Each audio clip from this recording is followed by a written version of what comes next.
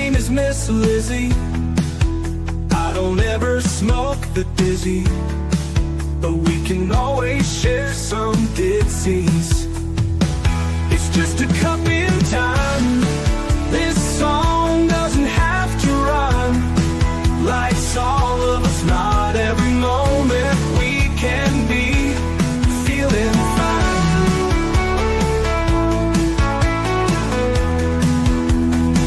I wanna share a moment, just a second if you will, maybe even a cup of thrill. We could share this performance. It's tea time, come sit with me. Well, welcome guys, Miss Liz in the house, and tonight we have a surprise guest in the house. You guys did not know about her until a couple of days ago. We have Roselyn Teukolsky in the house, and we're going to talk about her books. We're going to talk about 3 incredible books. You'll see 2 tonight, but she's going to mention a 3rd one, so stay tuned for that. But before we get started, you guys know how Miss Liz rolls. We're going to get you guys on to all those platforms: Facebook, TikTok, Instagram, LinkedIn, Lemonade, Clapper, all those good ones. Give those a like, follow, and subscribe. And if you see the guests are there, give the guests a follow, because that's how we support one another in this house. Also, jump over to the podcast apps: Podbean, iHeartRadio, Listen Notes, Deezer, Apple Podcasts, Spotify, all those good platforms. But I really want you to jump over to babyboomers.org, because if you're looking to get featured on different podcasts, there are over 50 different shows that are looking for a guest all the time, and they're my colleagues, and I've been partnering with them for about 4 years. So check them out, babyboomers.org. Incredible guest over podcast shows over there as well. So let's get started with disclaimer and then a beautiful intro, and then we're going to get Roselyn in here, and we're going to spill her tea. And her tea is thrillers, excitement, and atmospheric. I think I said it right. If not, I will get Roselyn to say it. So let's get started with disclaimer. Disclaimer for Miss Liz's Tea Time live show. Miss Liz's Tea Time is a global platform dedicating to sharing real life stories, diverse perspectives, and meaningful conversations that inspire awareness, healing, and connection. Miss Liz is going live using StreamYard. Before leaving a comment during the live broadcast, please grant StreamYard permission to display your name at StreamYard.com. Please be advised that all the content brought forward during any Tea Time show is presented in good faith. However, discussions may include opinions, beliefs, and perspectives that do not necessarily represent the views of Miss Liz or the Tea Time platform. Information shared by guests is based on their own experiences and is perceived to be accurate at the given time of airing. All guests, viewers, and participants are responsible for using their own good judgment when considering any action or decision that may relate to these discussions. Some episodes may cover sensitive topics, including but not limited to trauma, abuse, grief, mental health, and other emotionally triggering subjects. Listeners' and viewers' discretion is strongly advised. Tea Time with Miss Liz is an open discussion forum designed to offer insight, inspire awareness, and create connection. It is not a substitute for professional, medical, legal, or therapeutical advice. If you require professional support, please seek assistance from qualified professionals or trusted resources in your area. If you have any questions regarding this disclaimer or the content of the discussion, you are welcome to contact me, aka Miss Liz, directly at bookingmissliz@gmail.com, or check out my link tree at Miss Liz's Tea Time. By choosing to participate in, comment on, or view these live shows, you acknowledge and accept this disclaimer. Your participation is entirely voluntary. I, Miss Liz, welcomes you to join the conversation with an open heart, and if at any time you feel this platform is not right for you, I respect your wishes and decision and welcome you back whenever you are ready. Tea Time with Miss Liz is serving truth and awareness one cup at a time. Well, welcome to Tea Time with Miss Liz, where every conversation reminds us that some of the most fascinating stories are born where intellect, experience, curiosity, and imagination meet.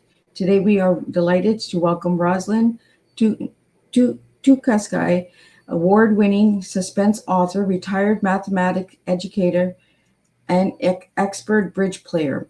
Roselyn spent nearly 40 years in the classroom as an award-winning high school mathematical teacher, inspiring students to think critically, solve complex problems, and approach challenges with strategy and persistence.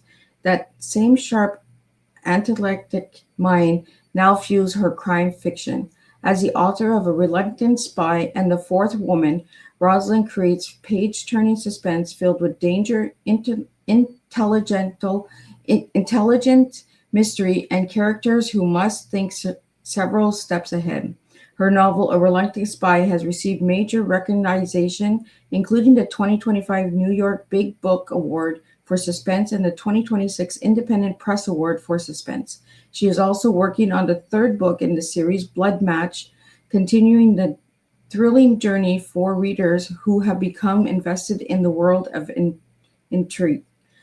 Roselyn's remarkable background includes degrees in mathematics and chemistry from the University of the Witwatersrand in Johannesburg and a master's degree in mathematical education from Cornell University. She is also the author of the long-running Barrel AP Computer Science Review book, now in the 13th edition.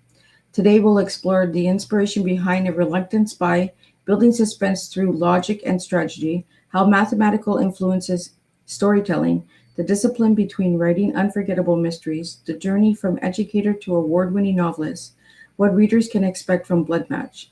Roselyn reminds us that storytelling and mathematics may seem like two different worlds, yet both depend on patterns, timing, problem solving, and knowing exactly when to reveal the next clue.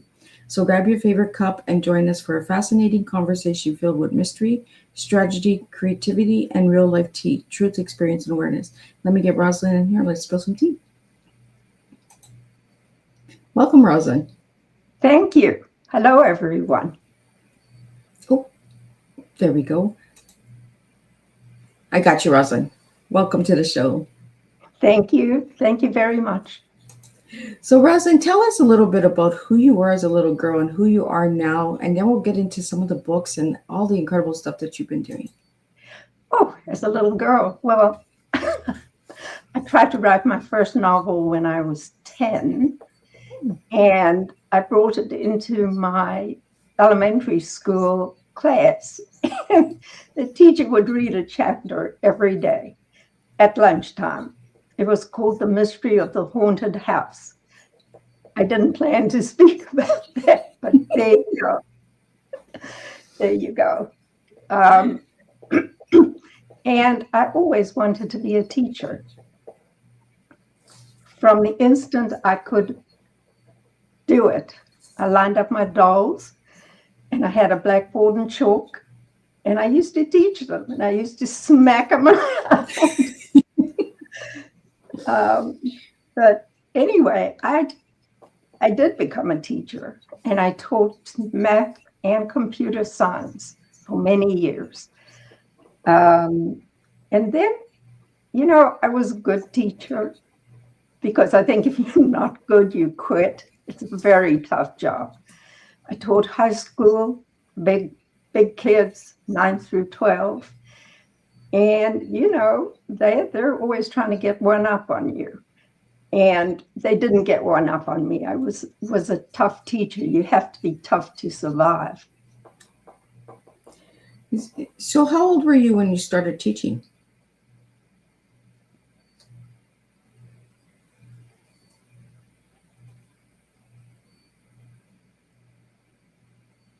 Oh, I think she's frozen.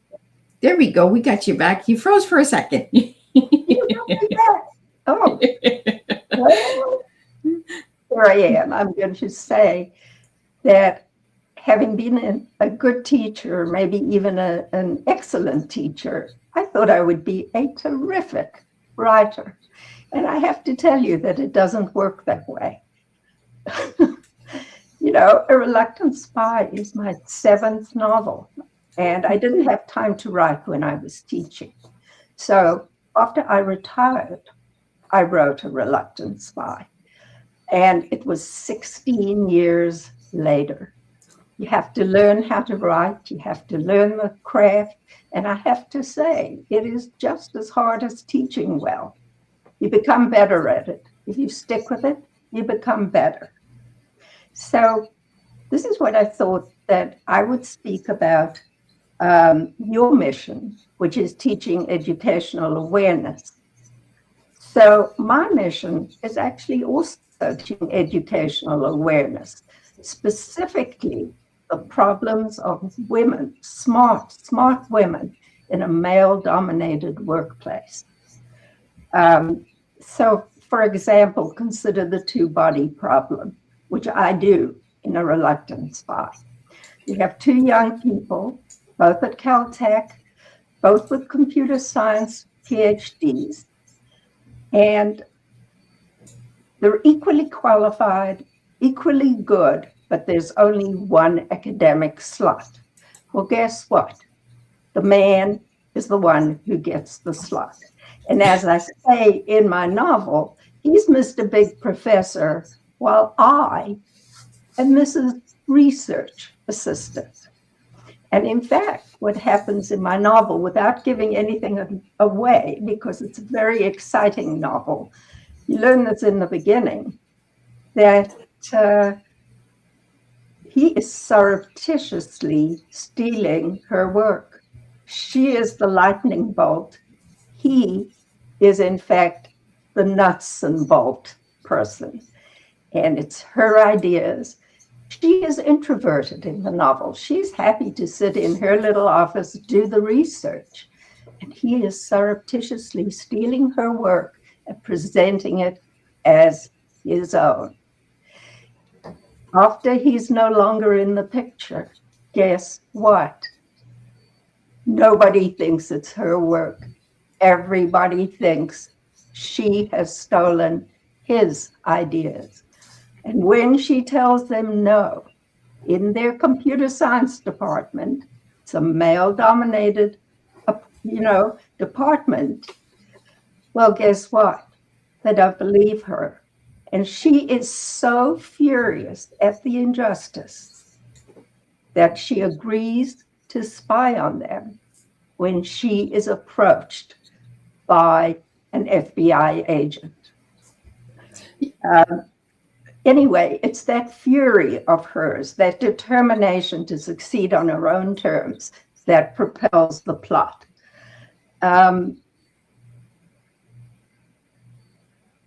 So what I've written, A Reluctant Spy, is in fact a spy thriller set in academia. It has all the trappings of a spy novel. I love spy thrillers. And so it has dead drops, a handler, meetings late at night. Madeline does things I would never do. She breaks into people's offices. She hacks into their computers. She is an utterly brilliant computer scientist who codes like a demon.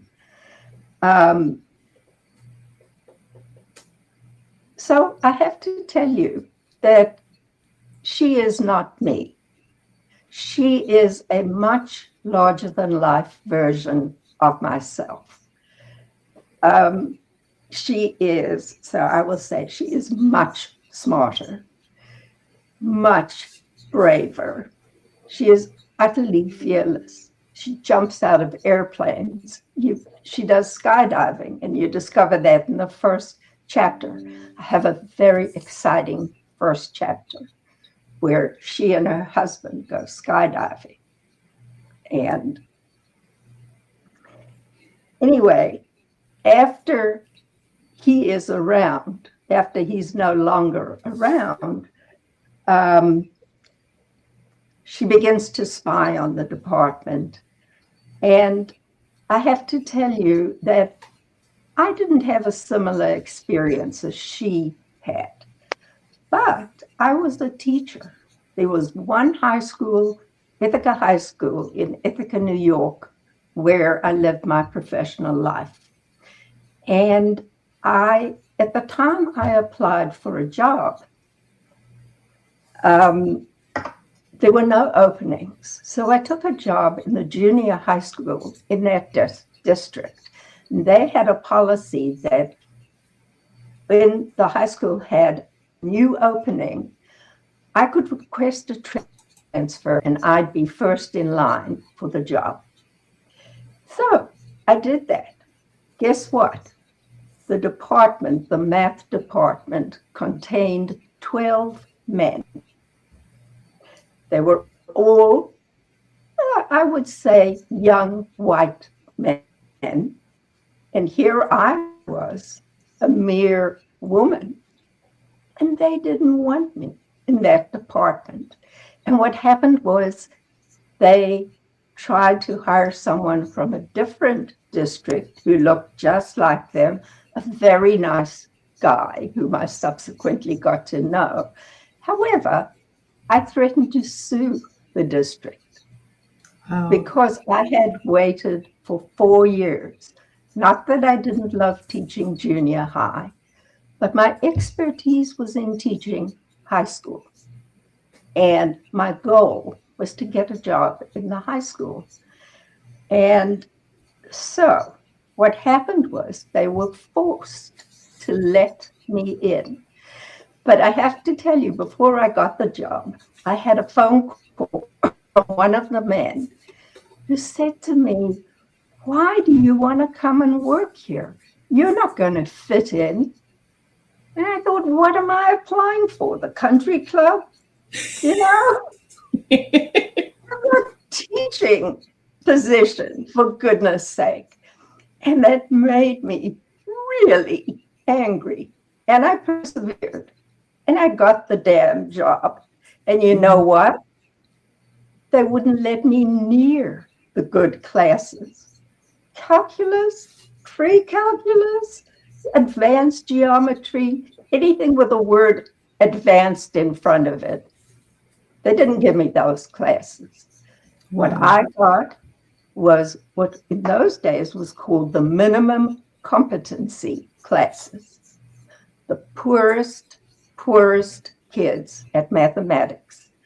Some of them came from such disadvantaged households like you wouldn't believe.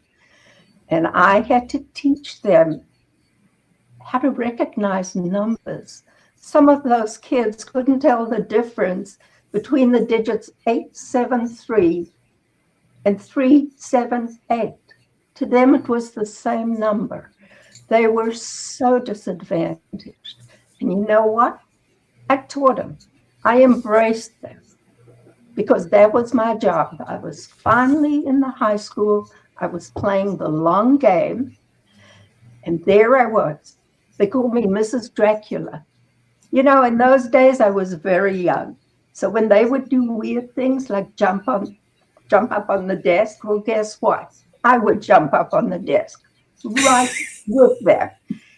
And they got very nervous with me. They couldn't figure me out. And you know something?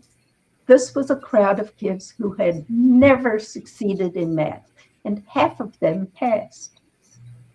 So half of them, you could say half of them failed. But these were difficult kids. These were kids who had failed Algebra 1 3 times. They had no ability. And a funny thing happened. I earned the respect of the math department. And I fought my way in. And eventually, I did teach the, quote, better classes. But I understood, teaching isn't just teaching the top classes. But eventually, I got what I really, really wanted, to teach computer science. I taught AP computer science for nearly 20 years. And you want to know something? A lot of my students were hackers. I promise I was never a hacker. I am white and pure as the driven snow. I would never, ever hack into anyone's computer. I would never break into anyone's office. However, I taught kids who did, and I listened to them, and I took notes, the exploits that they got up to. I gave every one of those exploits to Madeline, my protagonist in A Reluctant Spy. She does all these, I don't want to say bad things, but she doesn't let a locked door deter her. She doesn't let a shut down computer deter her. And you know what? I had to learn all these tricks because there isn't one thing in the book that is science fiction. All of it has been done and I learned it from my computer science students. And then, I wanted to write a thriller with a protagonist who was a brilliant woman, a brilliant computer scientist who could hack and do all these things that she needed to do. And then she's approached by the FBI to spy on the department. And because she has suffered such injustice at their hand, she agrees to do it. And then guess what? Trouble ensues. I will just say trouble ensues. People who read A Reluctant Spy will enjoy the book. I'm just saying. Well, Roselyn, we got some questions that are coming in. I just want to get those out to you. The first one comes in from Golf Life, and it's, did solving mathematical problems ever influence the way you approach solving mysteries in your novels? That is an excellent question. What I did use is solving computer problems to write my novels. Because when you solve a computer problem, and I will confess that I am a very good programmer.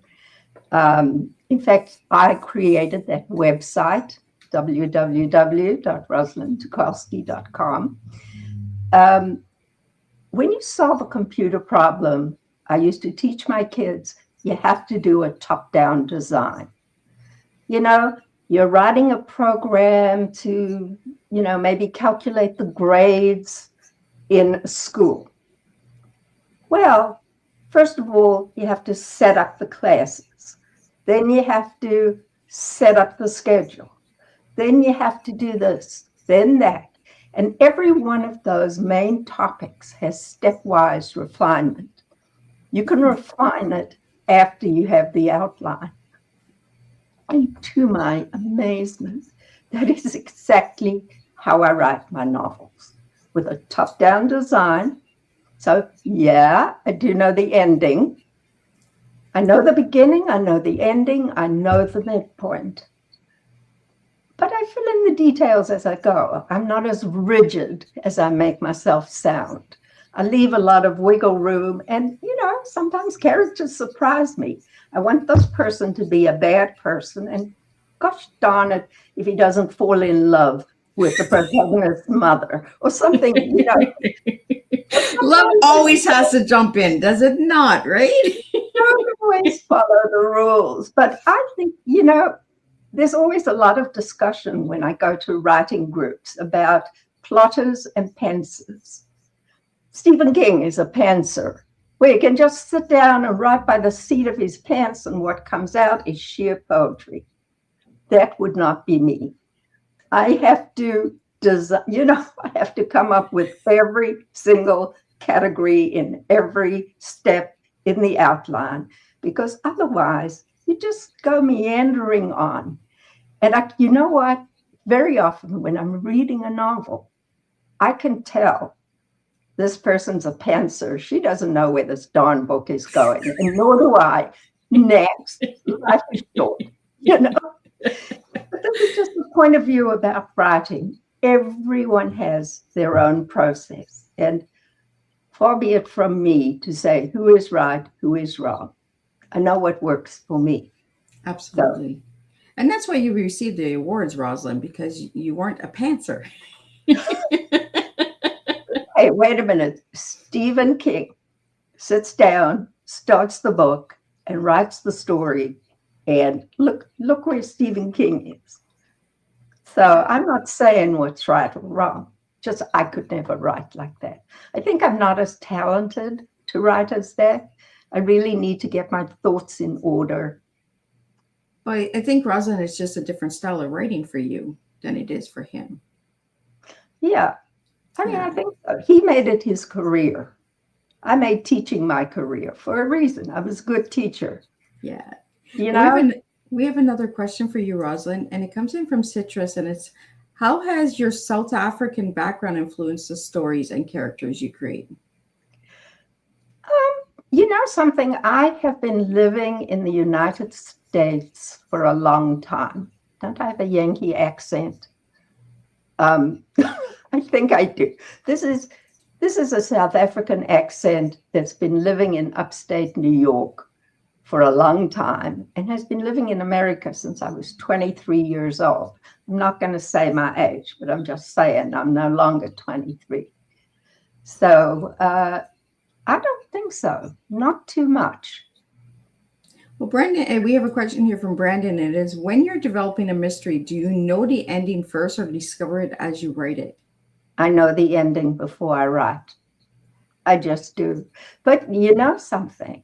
That's an interesting question, because I'm being very dogmatic. But the truth of the matter is, I told you that A Reluctant Spy was my 7th novel. I think in novel number 4, I used to take my chapters to a critique group. And when I was in about the middle, the group that I was in said, "Oh, I know who did it. It was the bluff." I went right home and I changed the whole direction. You will not know the ending, though. You will not know the ending. So, the question is, I'm flexible. Within my rigid guidelines, I'm flexible. And I do ask others. I have beta readers. I have very good critiquers who get my books. So A Reluctant Spy went through the Los Angeles Writers Critique Group. It went through the Ithaca Sunday Ladies Critique Group. It went through so many critique groups, and I got marvelous suggestions and rewrote it. The current version that's published is about I would say, the 6th rewrite, because I'm just as meticulous about rewriting as I am about writing. I don't just write it and publish. Roselyn, I'm going to pull up the book. Tell us a little bit about the cover for the people that are not seeing it. How did you come up with the title and the design of the cover? Well, first of all, the title had to be some kind of spy, because I love spy novels. And I think that the word spy has a certain resonance. For me, it does. When I see the word spy, I get a sample, because I love spy novels. I read John le Carré. I read John le Carré, Olin Steinhauer. I read his books. I just love spy novels. So I wanted the word spy, because mine is a spy novel set in academia, but it is a spy novel. I started with An Unlikely Spy. That was the original title. There were too many books that had that title. Guess what? There are now too many books that have this title, but there it is. It's a good title. And I really love that title. The cover, it was designed for me by someone that I thought I would publish with. But luckily, I made the decision to self-publish and didn't go along with him. He went bankrupt. But he did have a very good eye for designing covers. And the intention of the cover, it's a black background at night with lampposts at the side of a gravel road. And I intended to be a road that leads to campus. And to me, it's a very mysterious cover. However, I will share with the person who asked, a lot of people have told me this cover doesn't work. Critiquers, people who, I go to a lot of marketing podcasts and presentations, because now my big thing is marketing. How do I sell these books? They're terrific books, I will tell you. I have given them my all. But marketing is a very difficult thing. And so right now, when people tell me the cover doesn't work, I have a much more dynamic cover on The Fourth Woman. That cover works. When I take, so, I belong to a bridge club. And when I take both books to the bridge club, the first time I did that, everybody wanted the fourth woman. And that's a cover that works. So it's kind of interesting, but that's the genesis of the cover. So, Roselyn, tell us a little bit about this cover that I just pulled up on the screen. It's the fourth woman. What's on the cover, and how did you come about that cover and the title? Well, here's an interesting thing.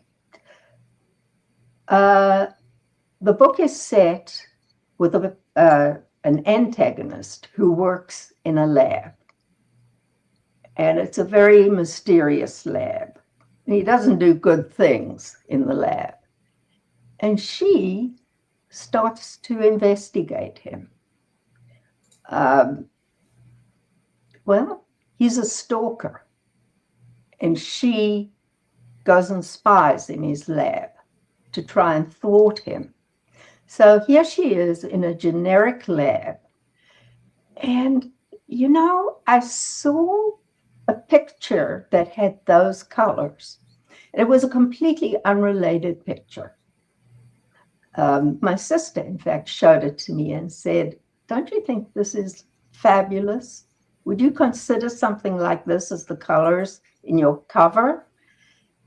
And, I did. I liked it. So when I had a cover designer for this, because I didn't do the cover, I have no talent in terms of covers. I said I wanted a woman, a back view, because you don't want to give any clues about what the protagonist looks like. But I want her in a mysterious lab with the moon coming in, nighttime activity. And people love that cover. I know that's successful because that book, that's the one people pick up. When I went to the Los Angeles Festival of Books this past year, 2026, past year, I guess in April, feels like a long time ago. This was the book people picked up. And I would say, no, you must buy A Reluctant Spy because it's the first in the series. However, if you buy both, we'll give you a book and, but that was the one they picked up. That was the cover that caught their eye. So, Roselyn, tell us how you got the title, The Fourth Woman. It's a mysterious title, isn't it? It is. And all I will say to you is that would be telling. So you got to get the book. I got it from the book. It, in fact, had a different title before, which I won't say. But it transpired that it was called The Fourth Woman. I didn't get the title straight away. So you get the story first, Roselyn, and then the title. Yes. So, for example, if I may segue, since we're talking about titles, my third book I have called Blood Match. And the original title was The Last Donor. And you know what? I didn't want it to be a title that gave too much away. And while I was writing the book, The Last Donor seemed to be giving something away that I didn't want to divulge. So then I said, you know what? I looked at a lot of mysteries and thrillers and titles. Now, it's true, there are quite a few that have the word blood, blood this, blood that. But it just had a kind of a ring to it, Blood Match. So I'm now settling on that for this book that isn't yet completed. What kind of makes you think, right? What kind could it be? Could it be a match, a fight, a love war? Like there's so much that you could come from it, right? Yeah, but now that you know me a bit, it's blood type. Well, you did say that you were Mrs. Dracula back in the day for your students. Right. They really did call me that. I couldn't make that up. Well, we have some more questions coming in, and the next one is from Real Estate with Kate. It's, what makes a suspense character unforgettable for you as a writer? I think it's the novel. Well, it's both the novel and the character. She has to have an arc. So in A Reluctant Spy, my character's arc, well, she starts out as very introspective, very retiring, shy, doesn't speak fluently, isn't sociable. She lets the husband be sociable. He's the sociable one.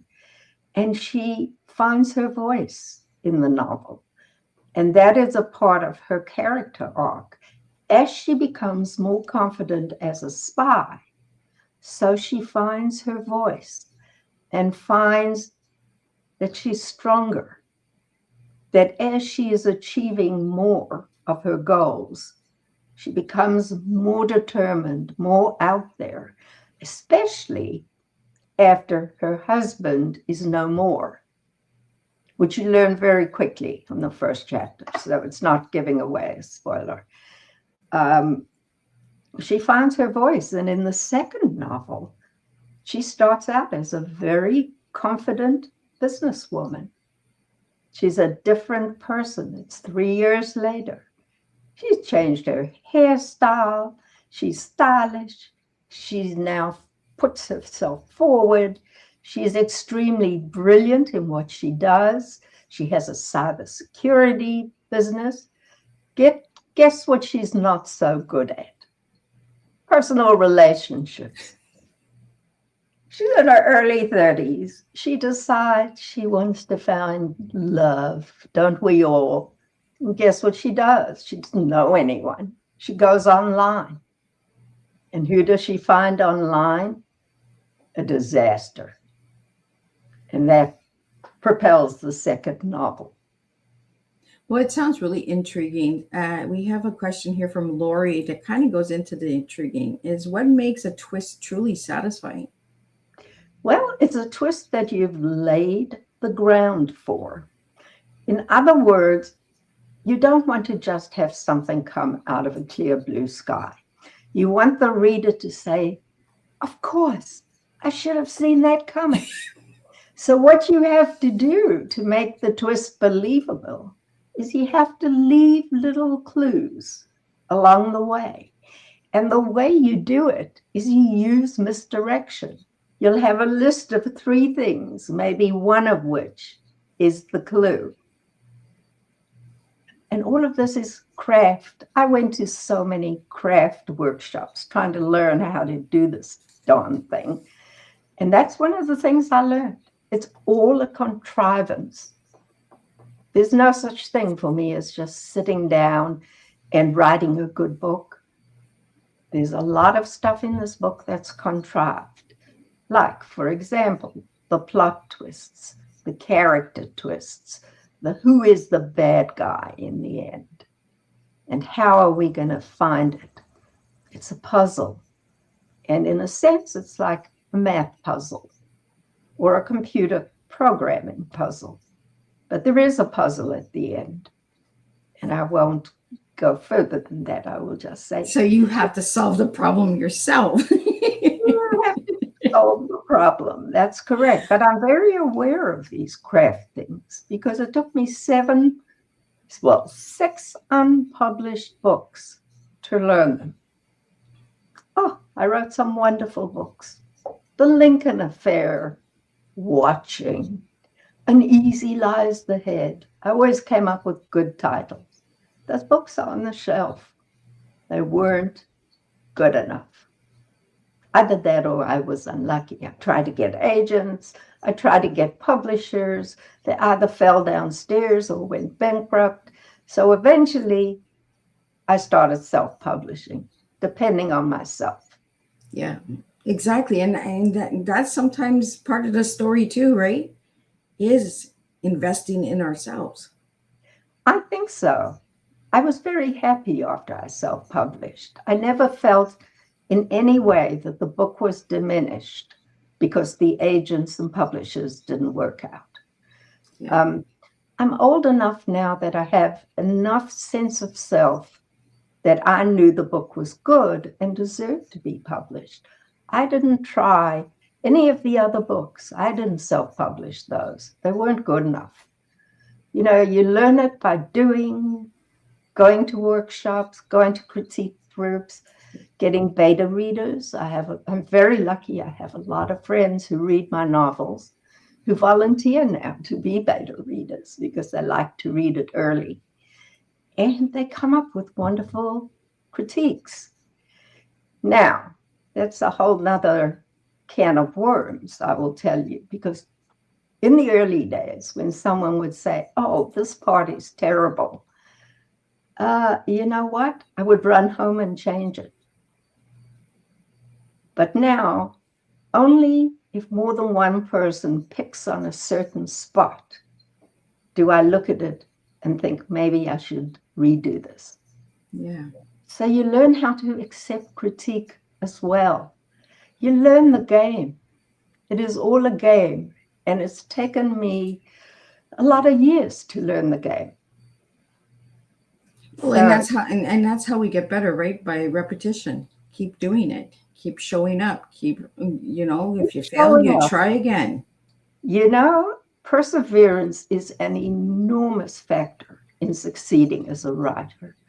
There are very few writers who write a book that's immediately accepted.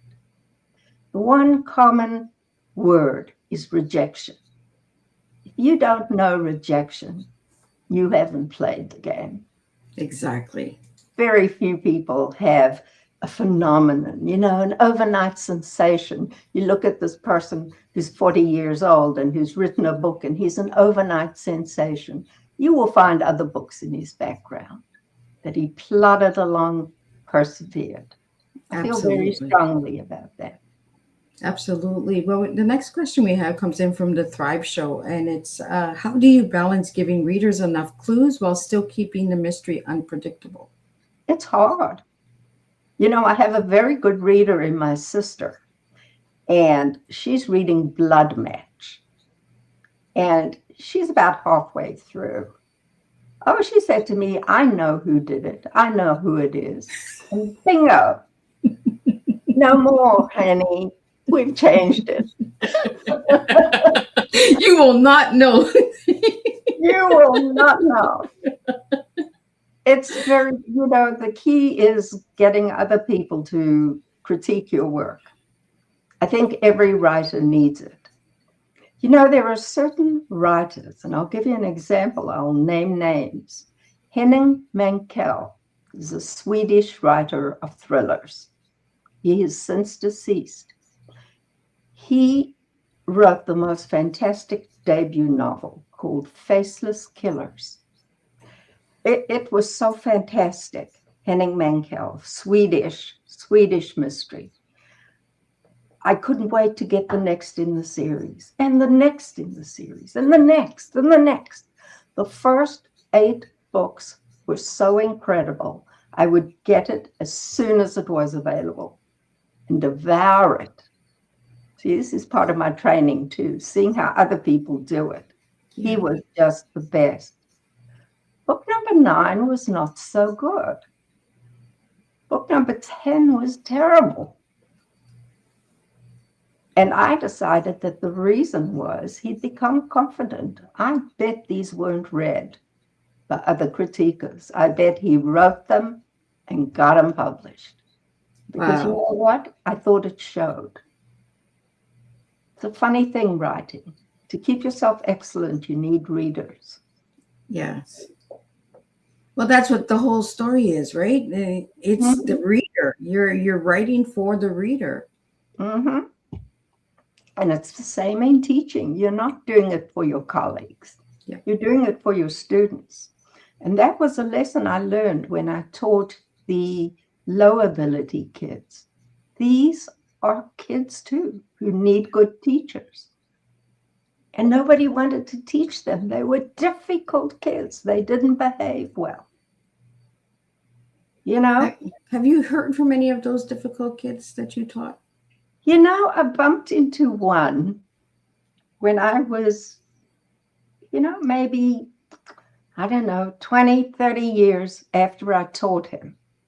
I bumped into him. I didn't recognize this young man coming towards me, and he said, "Mrs. Teukolsky." And I said, "Hello." He said, "When you taught me, I was impossible." He said, "I don't know how you stood it." He said, "Guess what? I turned into a real person. I turned my life around, and you were one of my great teachers."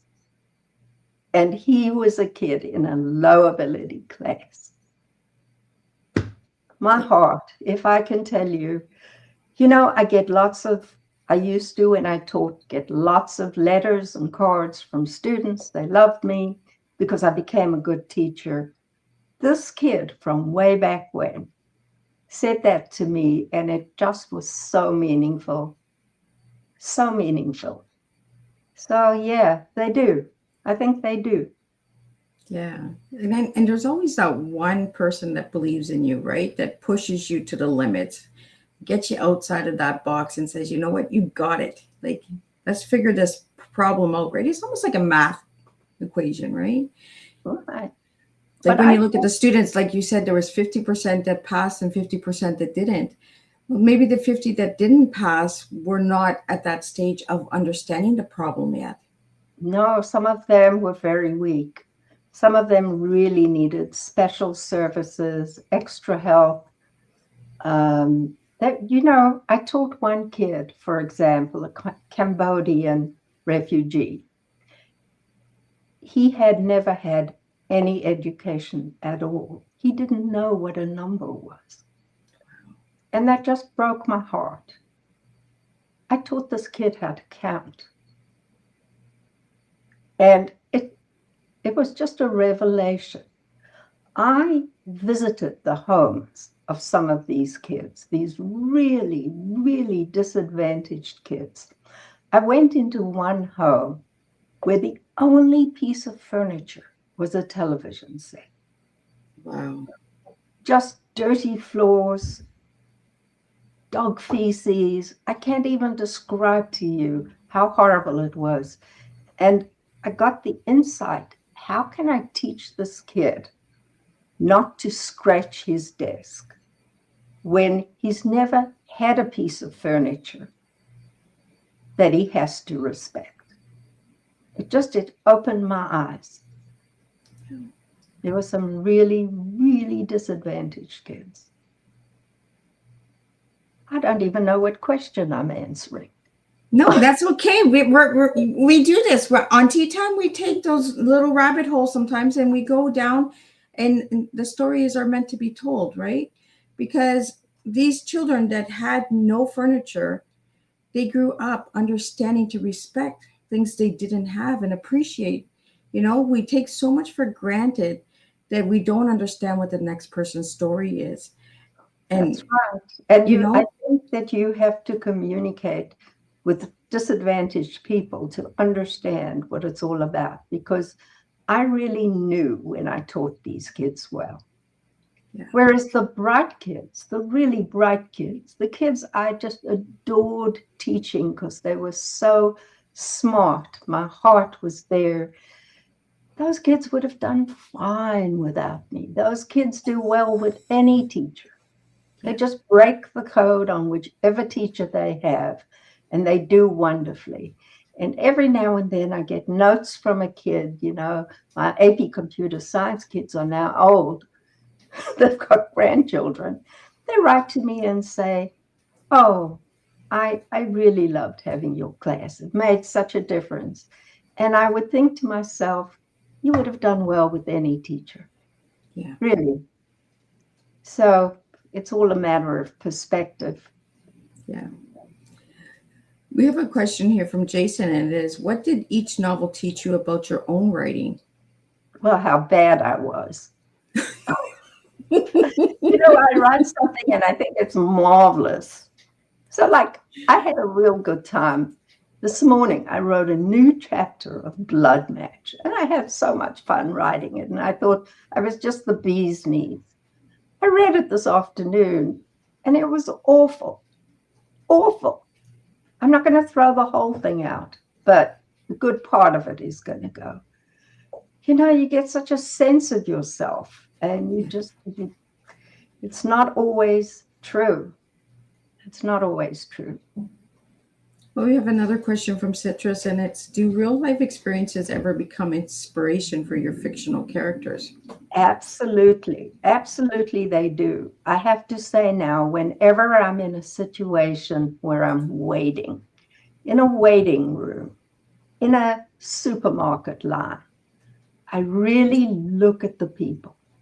When I'm playing bridge, I really look at my opponents.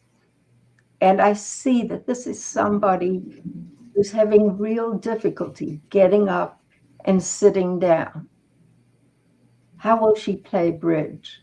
This is someone who's a real weak player, but a really smart person. Why? Why isn't she better? So yes, absolutely yes. Well, I really enjoy getting comments like this. Miss Liz has found another fascinating guest. Absolutely, guys. The guests find Miss Liz. I don't know how it works, but it works. Well, I'm lucky. I feel very lucky. It's so great that you let me talk about myself. I mean, Absolutely. who doesn't love talking about themselves? You let me talk about my books. A Reluctant Spy, The Fourth Woman, Blood Match, which is going to come out. I mean, So when is Blood Match coming out? I'm hoping by December. But So- you know what? It's not coming out until it's gone through my dragon ladies. And they cannot know the ending. No, you know, my Or Roselyn is changing the whole chapter again. the whole book. My sister sits on my shoulder. I call her the Brenda Gnome because she is so tough with me. Oh, she says another adolescent word. She doesn't like me to use dramatic verbs when a plain verb, a descriptive verb will do. So she has taught me this. So is your teacher, your sister, a teacher as well? Well, you know, she's a professor of English literature and African literature at Cape Town University. She's still in South Africa. But we communicate. She's very supportive of what I do, and I am of her. And I respect her opinions. I certainly find out what works and what doesn't work. Like when she says to me, "Oh, I know who that person is," and then says the name that I've carefully hidden, you know. And then you're like, oh no, we got to change this again. We got to change it. We got to change this, and I do. Well, Roselyn, I want to get into the words you gave me for your T, and your T was thrillers, excitement, and atmospheric. Am I saying? Atmospheric is what I I've meant. never heard that word before. Can you tell me what that word is? Atmospheric. Every scene has an atmosphere to it. Like the atmosphere in this interview is relaxed. You relax your guests. You're kind to your guests. So I feel very comfortable. That's the atmospheric. But supposing you were in a gloomy room where the lighting was low and you were very weird in some way. Yeah. That atmospheric wouldn't be so good. So in the cover for The Fourth Woman, that conveys an atmosphere of mystery. And it's a disturbing cover. Yeah. And it says there's a disturbing novel in here, and the atmospherics are disturbing. In A Reluctant Spy, the atmosphere, well, it becomes colored by the character arc of my protagonist, but it's not as dark as the second book. That's what I mean by atmospherics. I like What is that the word. atmospheric in my study behind me? Well, I have to confess, I did neaten it up for this interview. However, Notice how everything's orderly. Yes. There are no papers on the carpet. There are never papers on the carpet. They're always on my desk or on the shelf or in my binders. So the atmospheric that I produce here is completely uninteresting in terms of a thriller writer. Let me just assure people that it's a misdirection, that A Reluctant Spy and the Fourth Woman are very suspenseful. And the reason I can create them is because I lead an orderly life and I contrive to create them. It doesn't just happen. And I believe with most people, it doesn't just happen. Yeah. The atmospherics are something you've got to work on. You know, we don't pay attention to the atmosphere as much as we should, because there's a story in the atmosphere. There's a story in the atmosphere for every scene. And if there isn't, you need to delete the scene. So for every scene that I write, I set the scene. It's gloomy, rainy, cold, snowy. And I don't mean the weather. Yeah. The character's not feeling so good. Her mother is missing. You know, those are atmospherics. And you use atmospherics to create suspense. I do. You know, you can make a wind, you can have it blow gently, you can have the blowing curtains, or you can have it hiss through the cracks. Notice hissing through the cracks is a different atmospheric. So when you're writing a story, Roselyn, do you put in the descriptions really detailed, or do you kind of leave some suspense in? Oh, when I'm writing a synopsis, it depends what I'm writing. So, for example, often you're asked for a one-paragraph blurb. So what I try and do is ask a question.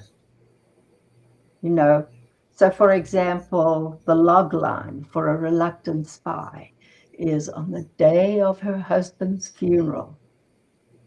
A young computer scientist, a woman, is asked to spy on the computer science department, to go undercover. That is a very short description. It's a log line. If I write a synopsis, well, it's a summary of the story. Sometimes in the old days when I applied for agents, they would ask for a one-page synopsis or a two-page synopsis. You know, some asked for a long 5-page, 10-page, whatever they asked for, I did. You just put in more or less detail. Well, we have one final question here, and then I want to get your final message to all the listeners tonight. After nearly 40 years in education, what is one lesson from teaching that still influences you today? The lesson is I don't know everything. I have a lot to learn. A lot to learn about writing, a lot to learn about bridge. I aspire to be a championship bridge player, and I make mistakes every time I play. Every time somebody reads a draft, they find something to fix. There's always something to learn. That is the message. And Roselyn, how can people find you for the audio listeners? If you could just spell out your website. Yes, www.roselynTeukolsky.com. It's my name. So if they Google me on Amazon or even just Google me, my website will come up. And I would like you to know that I created my own website. And it is a beautiful website. So go over and check that website out, because you did an amazing job on that website. I created my own website as well. And it's a lot of work, a lot of trials and errors, right? This works, that works, that. There's a lot of work building a website. So check out the website. I just want to thank you, Roselyn, for joining me and bringing your books to the table of Tea Time. Thank you to the audience and people who came in and brought your questions. I cannot do this without all of you guys. So we're just going to do a quick recap of what tonight's Tea Time is, and then we'll be back tomorrow with 2 new Tea Times, and we'll do this all over again. Wow. What a clever and engaging and suspense-filled conversation we have shared tonight. Roselyn, thank you for bringing your intelligence, humor, experience, and creative insight to the Tea Time table. Tonight's conversation reminded us that great suspense is not created by danger alone. It is created by timing, by question, by clues, by characters who must make choice before they fully understand what is waiting around the corner. Through a reluctant spy, the fourth woman, and your upcoming blood match, you showed us how logic and imagination can work together to create stories that challenge the mind while keeping readers turning pages. We explored your journey from decades of mathematics education into award-winning fictions, the strategy behind the suspense writing, and the patience required to build a mystery without revealing too much too soon. One of tonight's greatest takeaways is this: a good mystery gives us enough information to keep searching, but never enough to stop wondering. Roselyn, your journey also reminds us that reinvention has no expiration date. The skills we develop in one chapter of life can become the foundation for something completely unexpected in the next. A mathematics classroom became part of the training ground for suspense. Bridge sharpened strategies, teaching strengthened communications, experience became story. As we close tonight's Tea Time, I'd like to leave everyone with this thought. What ability have you spent years developing that might be waiting to become part of an entirely different chapter of your life? Sometimes our next adventures is not a departure from everything we have done. It is the surprising combination of all of it. Roselyn, thank you for sharing your remarkable journey and for reminding us that intelligence, curiosity, creativity makes a wonderful, dangerous combination when placed inside a suspense novel. Until next time, continue following the clues, continue challenging the mind, and continue serving real-life tea, truth, experience, and awareness, one page turning story at a time. And tonight's takeaway from Miss Liz is life rarely wastes the skills we gather along the way.